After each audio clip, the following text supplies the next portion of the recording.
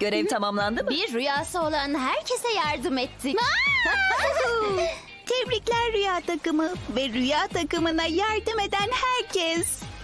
Eğer bu sabah bana bu kadar çok kişinin rüyasını gerçekleştirmek için bu kadar çok şey yapacağımızı söyleseydiniz bu beni oldukça yorardı. Ama biz her şeyi yavaş yavaş yaptık. Bu bir rüyaydı. Hey, biz kendi rüyalarımızı da mı gerçekleştirdik eğlenerek, başkalarına yardım ederek? Aynen öyle yaptık. Yine kim kazandı? Rüya takımı.